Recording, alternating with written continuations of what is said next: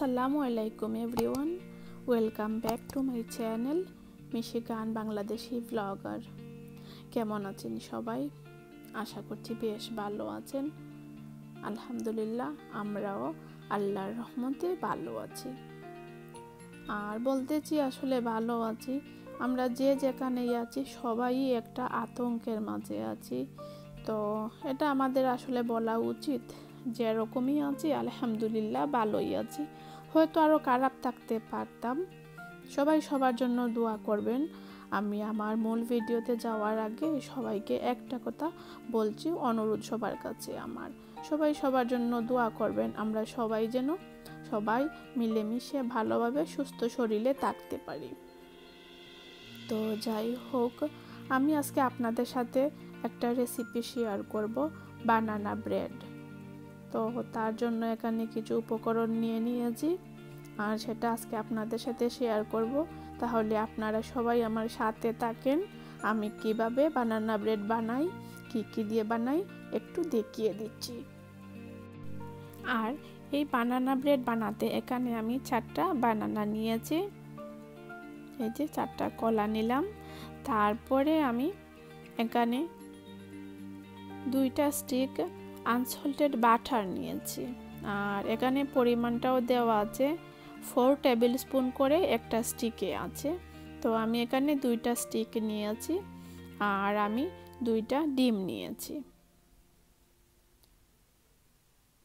2টা ডিমের জন্য আমি 2টা স্টিক নিয়েছি। তারপরে এখানে নিয়েছি কিছু কিশমিশ। তারপরে আমি এখানে নিয়েছি হাফ চা চামচ লবণ, আমি একটু লবণও দিচ্ছি। তারপরে 1 চা চামচ সিনামন পাউডার, তারপরে 1 চা চামচ বেকিং পাউডার। তারপরে আমি এখানে নিয়েছি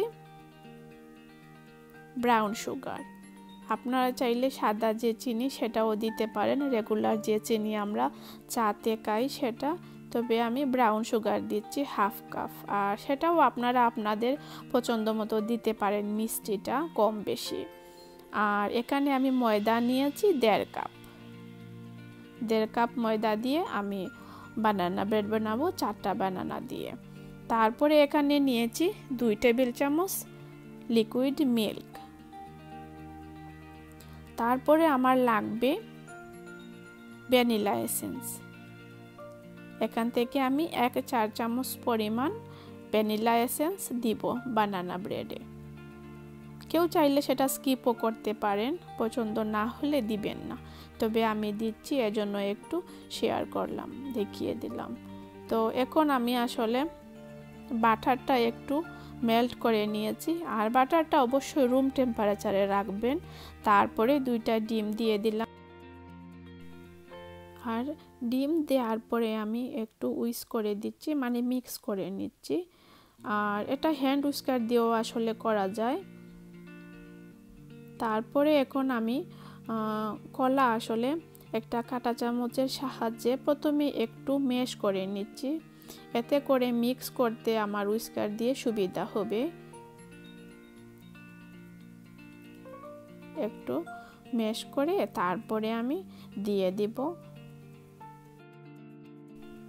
আর বানানা আসলে আমি 2 বারে ম্যাশ করে দিয়েছিলাম, যেহেতু আমার 4টা বানানা। এইরকম একটু একটু করে দিলে আসলে ভালো হয়, স্মুথ হয় মিক্স করতে।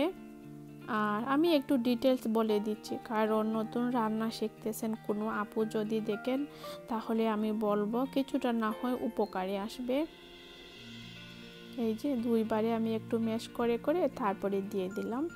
তারপরে এখন আমি ইলেকট্রিক উইস্কার দিয়ে আরও একটু উইস্ক করে নিব, মিক্সটাও যাতে ভালোভাবে হয়ে যায়। তারপরে আমি এখন লিকুইড যে মিল্ক নিয়েছিলাম সেটা দিয়ে দিচ্ছি। খুবই সহজ, আসলে খুবই সহজে করা যায়। আর মিল্ক দেওয়ার পরেও আমি আর একটু মিক্স করে নিচ্ছি। এখন আসলে একটা একটা উপকরণ দিয়ে মিক্স করে নিলেই হয়ে যায়। তো কোনো কিছু আসলে আমরা না জানলে একটু কঠিন লাগে, সেটাই আর কি। তারপরে এখন আমি সুগারটাও দিয়ে দিলাম। আর আমার যে রেসিপিটা আসলে ভালো হয় সেটাই আমি আপনাদের সাথে শেয়ার করি। যদি আমার নতুন রান্না শিখছেন কোনো আপু দেখেন তাহলে যাতে একটু উপকারে আসে। কারণ মোটামুটি আমরা সবাই জানি, বাট অনেক কিছু আসলে আমরা জানি না প্রথম যখন রান্না শিখি। আর এর জন্যই আমার রেসিপিগুলো আমি একটু ডিটেলস দেখিয়ে দেই। তারপরে এই যে দেখতে পাচ্ছেন আমি ময়দাও দিয়ে দিয়েছি। আর সেম ময়দা দেওয়ার পরেও আরও একটু ভালো করে মিক্স করে নিব বাকি উপকরণের সাথে, যাতে স্মুথ একটা ভাব আসে। অনেকেই বলেন যে বানানা ব্রেড বানালে শক্ত হয়ে যায়, তো আমি মনে করি পরিমাণ ঠিক রেখে ভালোভাবে এইরকম মিক্স করে যদি বানানো যায় তাহলে শক্ত হয় না। আমার সাথে থাকেন তাহলে দেখতে পাবেন যে আমার ব্রেডটা কতটুকু সফট হয়েছিল। তো এই তো এখন আমি কিশমিশ, বেকিং পাউডার, সিনামন পাউডার, তারপরে ভ্যানিলা এসেন্স দিয়ে দিচ্ছি আর লবণটাও দিয়ে দিয়েছি। পরিমাণ ঠিক রেখে আসলে বানাতে পারলে স্মুথ হয়, খুবই সফট হয়। আমার সাথে থাকেন তাহলেই দেখতে পাবেন যে আমার ব্রেড বানানো কেমন হয়েছিল। প্রথমে আসলে আমারও হতো না, আমিও পারতাম না, তারপরে আস্তে আস্তে আসলে এখন মানে কিছুটা ভালো হয়। খুব ভালো যে হয় বলবো না, তবে আমি আমার ট্রাই করি বেস্ট যাতে আপনাদের সাথে ভালো একটা রেসিপি শেয়ার করতে পারি, যে রেসিপিটা আমার খুব ভালো হয়।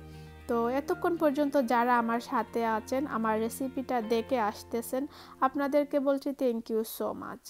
যারা আমাকে এতদিন থেকে সাপোর্ট করে আসতেছেন, থ্যাংক ইউ সো মাচ। আপনাদেরকে রইল আমার পক্ষ থেকে অনেক অনেক দোয়া, ভালোবাসা। আর যারা নতুন, আজকে আমার ভিডিও নতুন দেখতেছেন, আপনাদের কাছে আমার একটা রিকোয়েস্ট, আপনারা আমার চ্যানেলটি আপনাদের চ্যানেল করে নেবেন আর বেল বাটন সহ সাবস্ক্রাইব করে। আপনাদেরকেও থ্যাংক ইউ সো মাচ। আর এই তো আপনাদের সাথে কথা বলতে বলতে আমি মিক্স করে নিয়েছি সব উপকরণ। আর এখন একটা বেকিং পেপার আমি একটা বেকিং প্যানে দিয়ে তারপরে এই মিক্সারটা দিয়ে দিব। তো এই তো আমি বেকিং প্যানে নিয়ে নিয়েছি কেক মিক্সারটা। আর এখন আমি 350 ডিগ্রি ফারেনহাইট টেম্পারেচারে 50 মিনিট বেক করব। জাস্ট মাঝে একবার হাফ অ্যান আওয়ার পরে চেক করব যে কেমন হয়েছে। তো আমার সাথে থাকেন তাহলে দেখতে পাবেন শেষে কীরকম হয়েছিল বানানা ব্রেড। আর ওভেনে দেওয়ার আগে এইরকম একটু করে দিবেন, এতে করে ভিতরে যে বাতাসটা থাকে সেটা বের হয়ে আসবে আর বেকিংটা ভালো হবে। তো এই তো আমি বেকিং প্যানটা ওভেনে দিয়ে দিয়েছি, ফিরে আসছি 50 মিনিট পরে।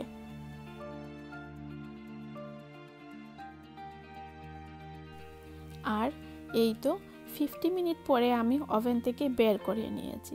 আমি 30 মিনিট পরে একটু চেক করেছিলাম একটা টুথপিক দিয়ে, বাট টুথপিকটা আসলে ফ্রেশ হয়ে আসেনি, কারণ ভিতরে একটু কাঁচা ছিল। তো আমার পারফেক্ট টাইমিংটা ছিল 50 মিনিট 350 ডিগ্রি ফারেনহাইটে।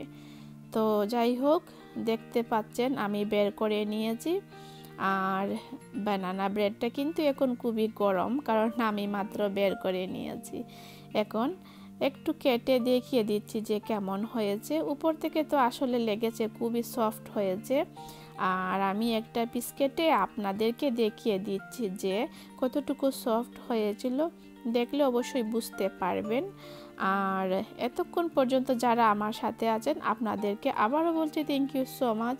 আমার আজকের রেসিপিটা আপনাদের কাছে কেমন লাগলো, বানানা ব্রেড বানানো কেমন লাগলো অবশ্যই কমেন্ট করে জানাবেন। ভালো লাগলে একটা লাইক দিবেন প্লিজ। আর মাশাআল্লাহ দেখতে পাচ্ছেন যে খুবই সফট হয়েছে। তো যাই হোক, সবাই ভালো থাকবেন, আজকের মতো বিদায় নিয়ে নেই। সবাই ভালো থাকবেন, সুস্থ থাকবেন আর আমাদের জন্য দোয়া করবেন। আমার নেক্সট ভিডিও দেখার আমন্ত্রণ রইল সবাইকে। আর যার না, আল্লাহ হাফেজ, আসসালামু আলাইকুম।